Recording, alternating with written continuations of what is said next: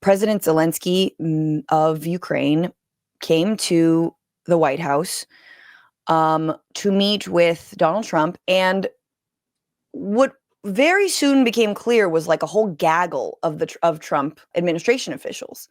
But it wasn't clear initially, because usually this is like a one-on-one, it's Macron and everyone else kind of stays silent. Not in this case. Now, about a week ago, Vladimir Zelenskyy said, look, I don't want to sell out my country in order to get protection from the United States. This kind of sounds mafioso-like. I can't just sell out my country's minerals. Now, Ukraine has, I don't even know what minerals there are. It's like there's not even that many minerals. It's not even that lucrative. But Trump has to find something.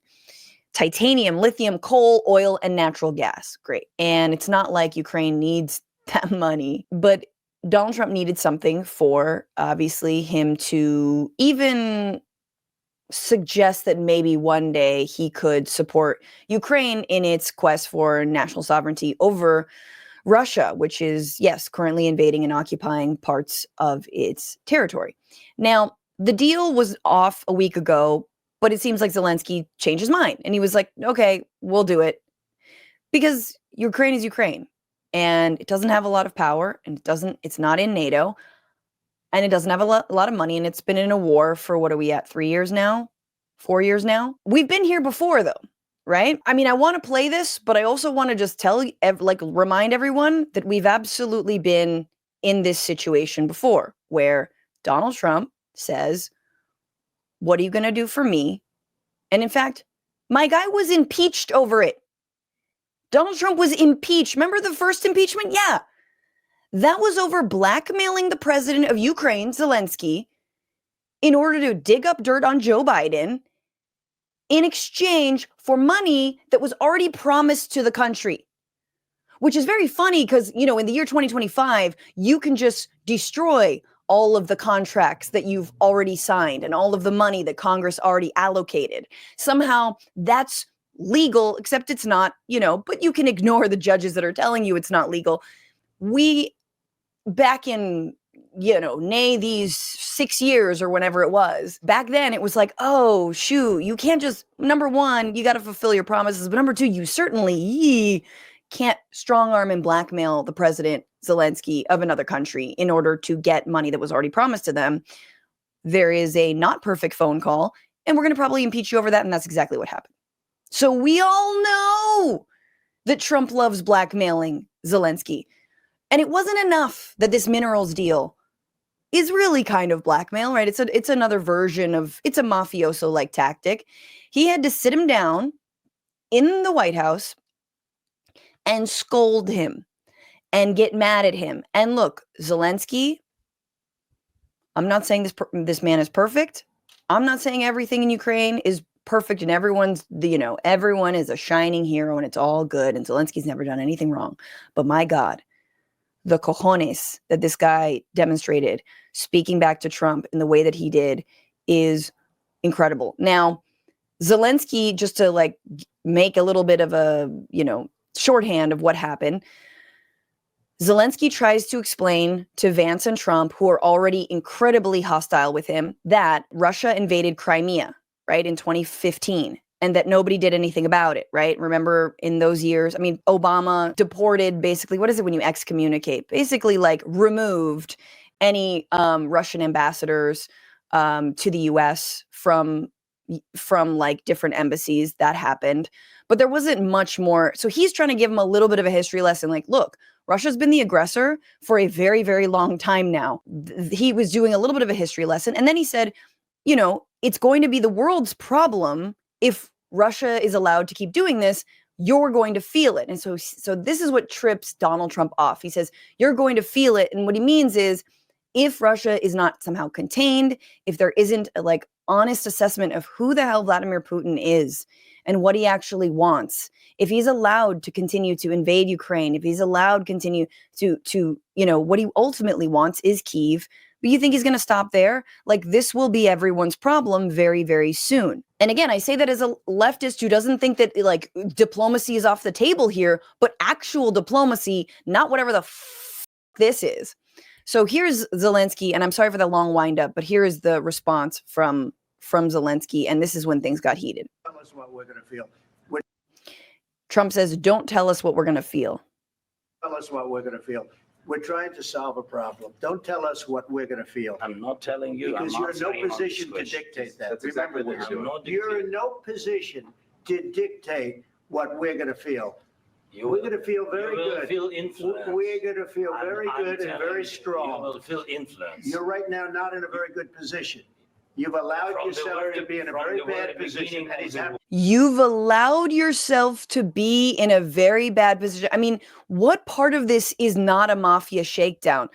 Hey, I don't know. You've a lot of thugs coming around here, you know, dumping, you know, and you don't have a lot of weapons.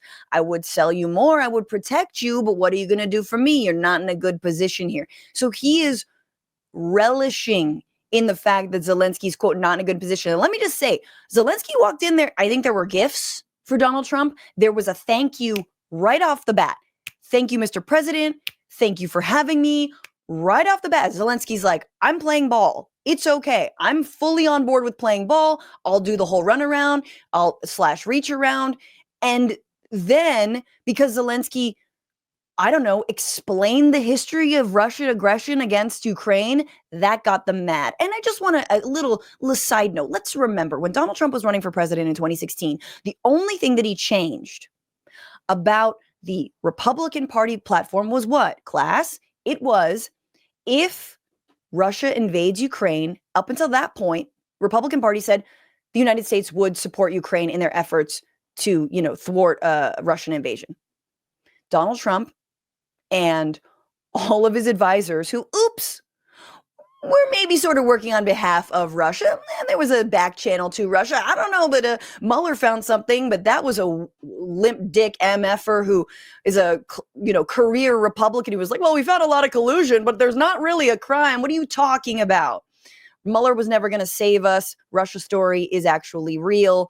I will fight you on that forever because I pay attention to reality, and I'm not, you know, I'm not just going to go along with a narrative because, you know, it's somewhat anti-imperialist, blah, blah, blah, blah, blah. So I just want to name that. Again, long history between these two. But he went in there with good intentions. Let's be right about From the very beginning of the war. You're not in a good position. You don't have the cards right now. With us, you start having cards. Right now, you don't. I'm not playing cards. I love this. I don't care if it's a translation or him just being like, I'm not playing cards. You don't have the cards. I'm not playing cards. We're not playing a game here. You think this is a game? Like, I'm not supposed to give you something for your assistance. This is for broadly this is for the world. You're playing cards. You're playing cards. You're gambling with the lives of millions of people. You're gambling with World War III. You're gambling with World War III. And what you're doing is very disrespectful. You're gambling with World War III? What is it? What does that even mean?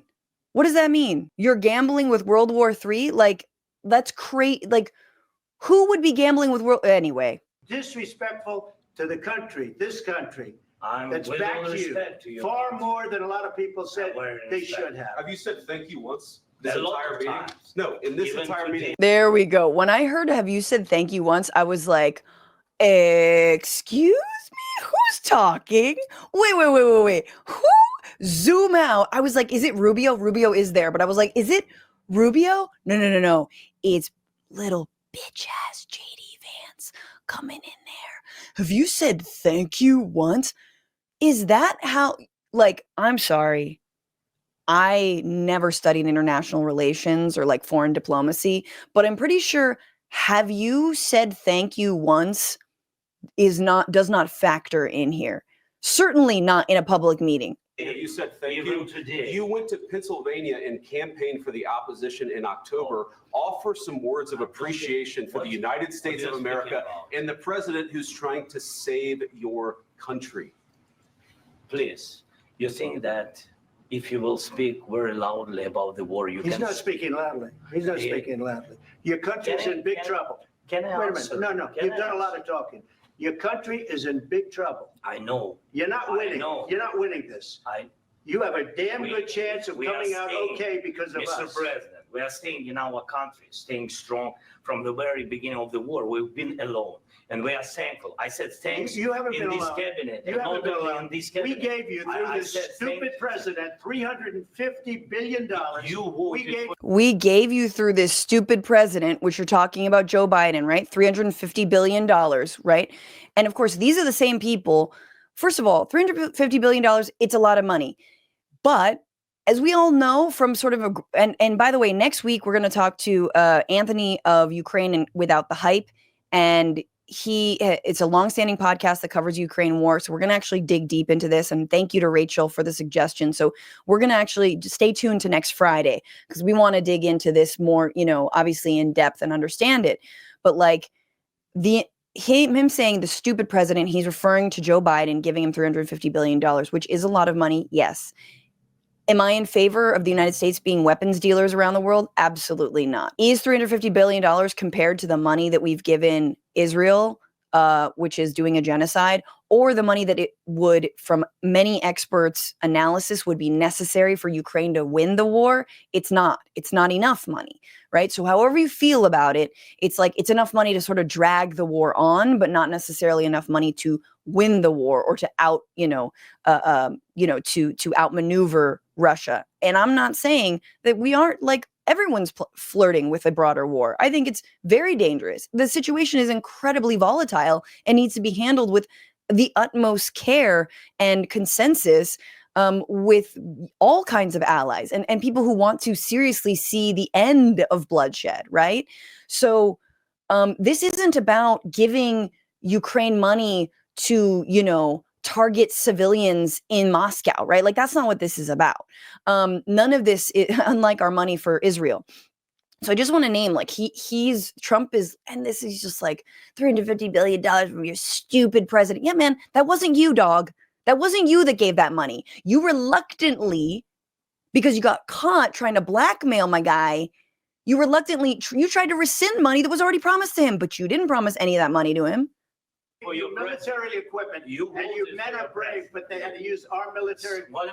If you didn't have our military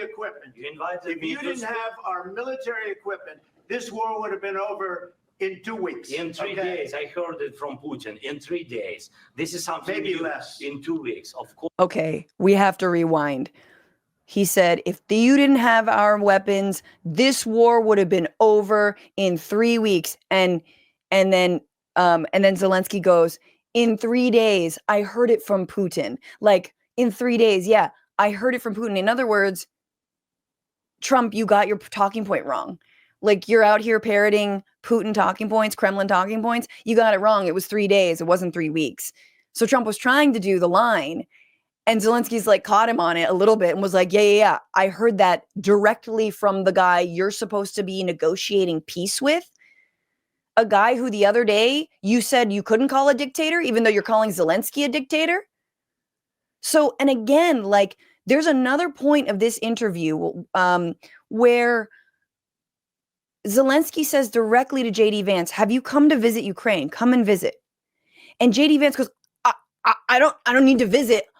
I've seen the videos of you, and what you do to the recruits. Right? Because again, there is in the right-wing echo chambers, these, and we're going to talk about it more next week, but videos about Ukrainian war recruits are being mistreated and look at this and look at that. And it's look, I'm not here to say I don't know. I think when you're in a wartime, shit is kind of hard and you need recruits if you actually need to win the war or you need to defend the people, right? It's going to be rough. And after 4 years, people are going to be tired.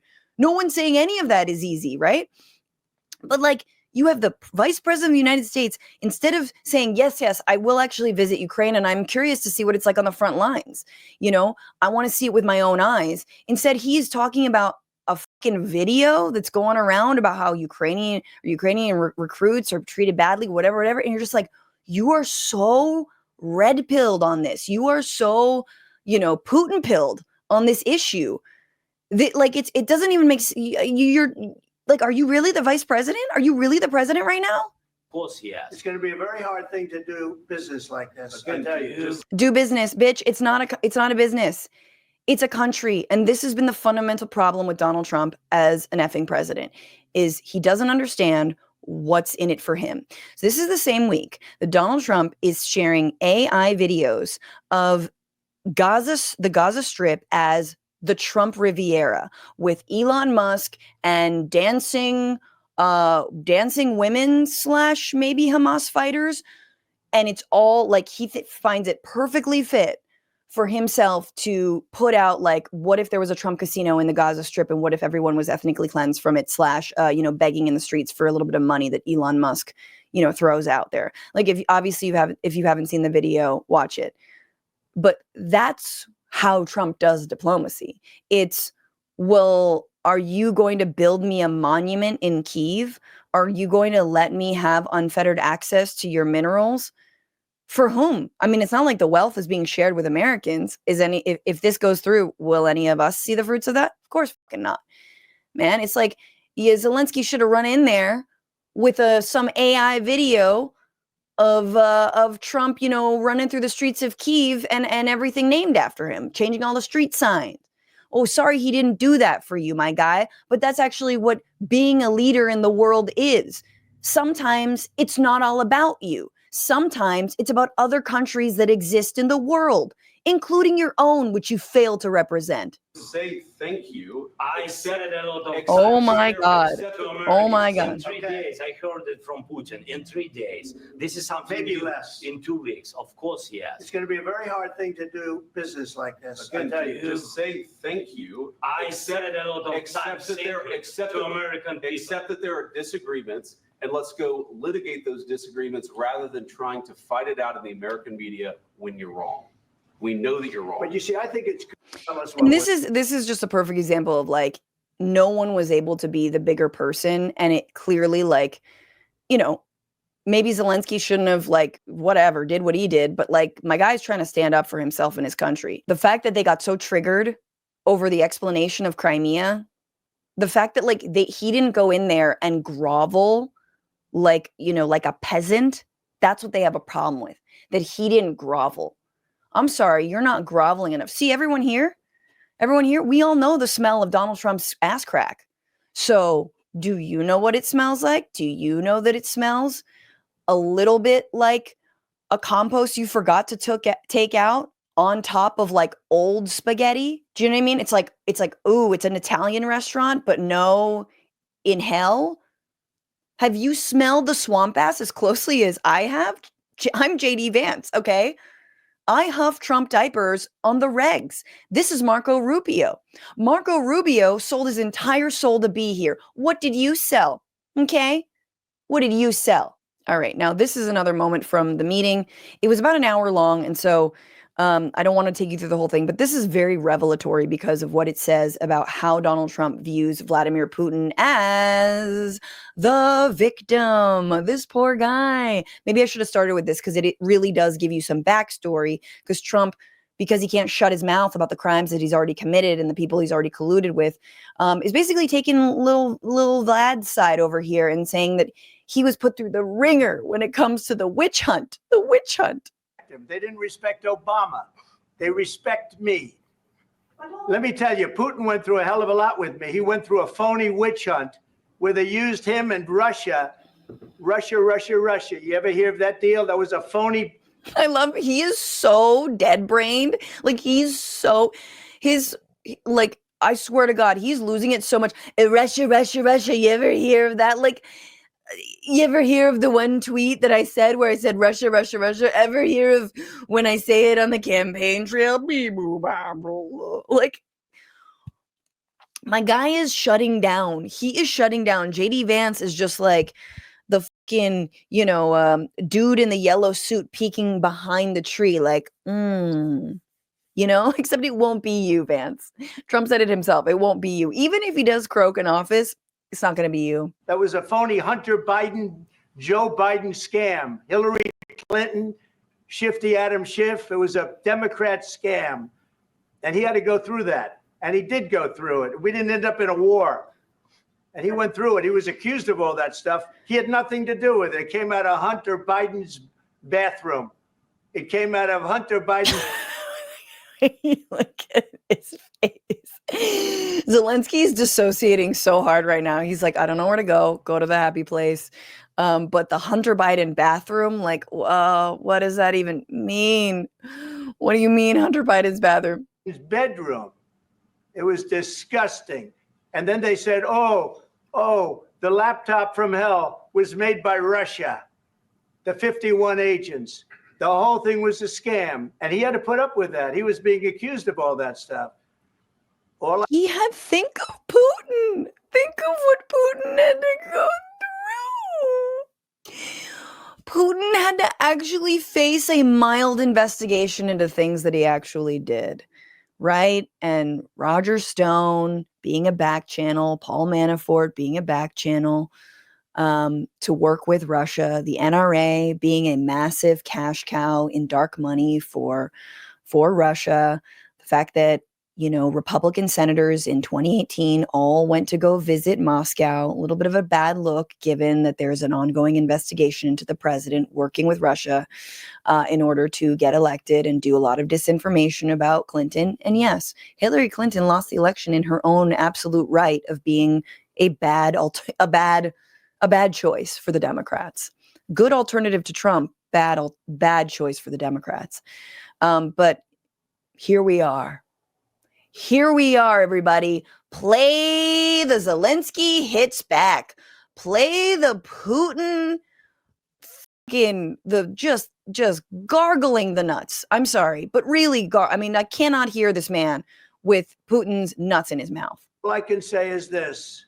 He might have broken deals with Obama and Bush, and he might have broken them with Biden. He did, maybe. Maybe he didn't. I don't know what happened, but he didn't break them with me.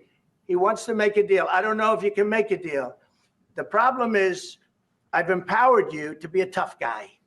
And I don't think you'd be a tough guy without the United States. And your people are very brave. But you're either going to make a deal or we're out. And if we're out, you'll fight it out.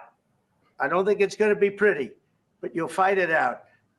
But you don't have the cards. But once we sign that deal, you're in a much better position. But you're not acting at all thankful. And that's not a nice thing. I'll be honest, that's not a nice thing. All right, I think we've seen enough. What do you think? Huh? I think we've seen enough. Here we go. This is going to be great television. I will say that. Oh boy, this is going to be great television. And so it is, and like, I don't know. I don't know. I mean, this is clearly after Zelensky's like, he's just going to his happy place. And I also think this is the look of someone who realizes they don't have a partner in the United States anymore. And, it may mean the worst for the people of Ukraine. That's scary. And obviously, like, I think Putin's going to give Trump a win, right? They're going to make it look like Trump brought peace to Ukraine, but really he allowed Russia to take Ukrainian territory.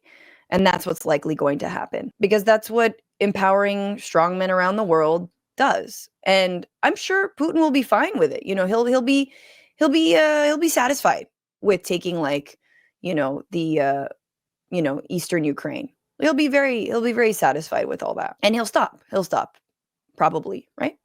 Except he probably won't. I'm not clear whether the minerals deal actually went through after all this. It seems so dumb to be like, I'm a master negotiator. Now I'm going to shit all over this person who I'm negotiating with and tell them they're not being grateful enough. Like, did they stage this on purpose? Like they knew they were going to walk away from the deal or that the deal would never be enough? Trump tweeted on his Truth Social, a statement from President Donald Jackoff Trump. We had a very meaningful meeting in the White House today. Much was learned that could never be understood without conversation under such fire and pressure. It's amazing what comes out through emotion. And I have determined that President Zelenskyy is not ready for peace if America is involved. What? Because he feels our involvement gives him a big advantage in negotiations. I don't want advantage. I want peace. He disrespected the United States in its cherished Oval Office. He can come back when he's ready for peace. In other words, no more aid to Ukraine, no more assistance, no more help. This is a classic gaslighty. You can come back when you are far weaker than you are now. And, you know, none of it makes sense. Oh, it's funny. You have a lot you can learn under pressure and emotion. It sounds like he's going to reverse course. They're not ready. They're just not ready for peace. No, and I get to determine who's ready for peace and who's not ready for peace, who is and is not. And you're just, you need to prove yourself worthy. And you need to sacrifice more of your people, lose more of your territory, capitulate more to Putin, and then you'll be ready for peace. What's going on, Frantifa? If you haven't already, subscribe to this channel right now. Hit that button. And also, you can become a patron and support the show every single week. Get access to bonus episodes and exclusive merchandise. Patreon.com/bitchuation room. Do it.